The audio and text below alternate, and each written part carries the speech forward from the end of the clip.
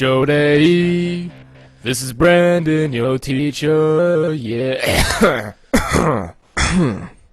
Sorry about that, guys. As I was saying, this is Brandon Bias from chichichecka.com, here with a Photoshop intermediate tutorial. Yes, I know you guys were expecting some sort of advanced tutorial today, but I'm sorry, the tutorial we were working on is a little bit too hard to do all in one day. It's going to take a lot of preparation. So if you are wanting to see that advanced tutorial, you're going to have to tune in this coming Friday. But today what we're going to work on is a shiny button. So let's go ahead and get cracking, huh? So as soon as you have Photoshop open, go ahead and start up your new document. Like usual, I'm going to stick with a 1280 by 720 resolution, and I'm going to choose a white background for today. And once you've got the settings that you want for your own document, go ahead and hit OK. And before you do anything, make sure you have these little ruler dealios up here.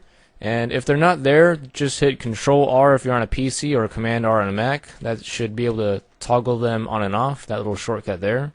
And over here, our background has a little lock on it, so we're just going to give it a double click and name it BG for background and hit OK. And to give this background a little bit of depth, we're just going to go to the effects icon down here and give it a gradient overlay. And the default settings are okay, but I feel like putting the opacity down to about 25%. And that looks good to me, so we'll just hit OK. And we'll close this on up right here. And as we're working throughout the rest of this tutorial, I want the button and everything I make to be based on the center of the canvas. So what we're going to do is go up to one of these rulers up here, and if you click and drag, you'll see that you get this little line going from the left to the right side. And if you drag towards the middle at one point or another, it should snap, and that should indicate that that's about the middle of the canvas. So you see how it kind of snaps right there? Once it snaps, go ahead and let go, and you'll see this bright blue line unless you changed the settings in your preferences over here. And we're going to do the same thing over on this ruler over here. We're going to click and drag until the line snaps.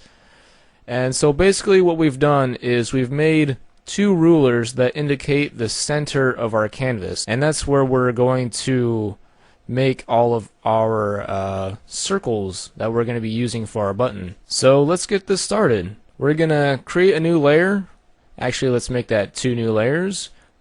And we're going to name the first one Stroke.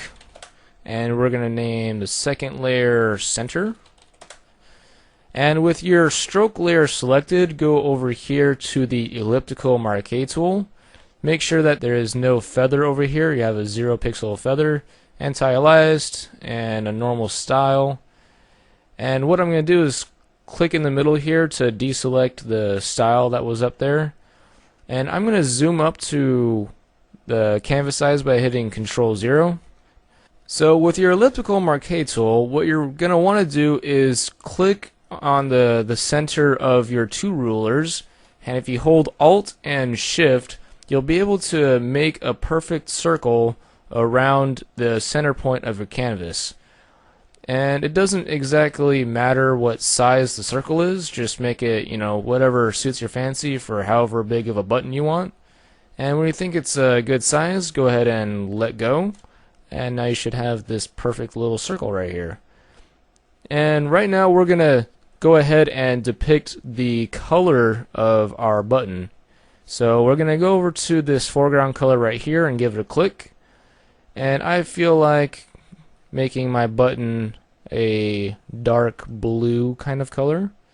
So I'll hit OK. And since I have that dark blue as my foreground color, I can fill in this circle by hitting Alt Backspace. And what we're going to want to do is make another circle inside this that is a lighter blue color. So we're actually going to go over to the center layer over here and make sure that's selected. And I'm going to click on this selection right here to deselect it. And we're going to make yet another circle from the center while holding Alt and Shift. And make it just a little bit smaller than the previous circle. And before filling this up, we need to change this foreground color to that lighter blue that I was talking about just a second ago. And we'll hit OK, and we'll fill it up again by hitting Alt Backspace, and we'll hit Control D to deselect this time. If you're on a Mac, that command should be Command D. And so here we go. We've got a dark circle with a lighter circle in it. And the next thing we're going to want to take care of is adding a little bit of a highlight on the bottom. So let's make a new layer, and we're going to call it Main Glow. And we're just going to control click the thumbnail of the stroke layer right here, and that should load the circle as a selection. And we're going to fill this up on the main glow layer by hitting Shift Backspace, and we're going to use white like we did before with the background. And we'll hit Control D to deselect, and we don't want this white to be covering up the entirety of the button. So we're going to grab our pen tool, and we're just going to make an anchor point somewhere in the bottom left hand corner, and we're going to click right here on the ruler and just kind of click and drag somewhere over here to make it bend a little bit, and then click and drag in the upper right hand corner and just make it however you want it to look. I think right there is just about fine. So just click randomly out here and then connect the dots. So now you should have this really weird shape, but all you really want to be concerned with is this shape right here, because that's going to depict the shape of this bottom highlight.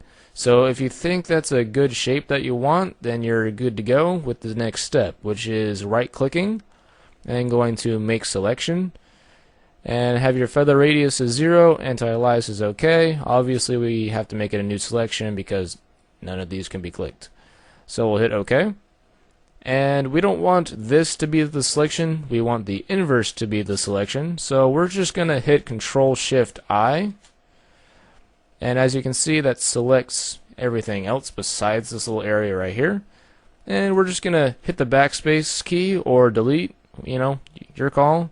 And that should delete the upper portion of this main glow layer right here. And we'll hit Control D to deselect it, or Command D if you're on a Mac. And what we're going to do, now that we've got this little bit of a white section on the bottom of our button, we're going to go over to the elliptical marquee tool, and we're going to give it a feather of about 30 pixels or so.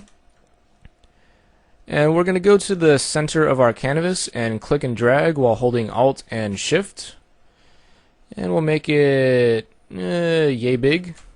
And I'm going to hit backspace 2 or 3 times.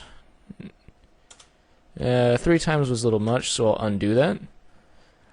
And we're also going to make a random oval shape on the bottom right here. So click and drag an oval shape about right there so that the top half of the ellipse is kind of matched up with the section that you just erased. So once you've got this oval that's on the bottom half of your button, go ahead and hit backspace or delete once or twice, preferably not 3 times because that'll delete a little bit too much.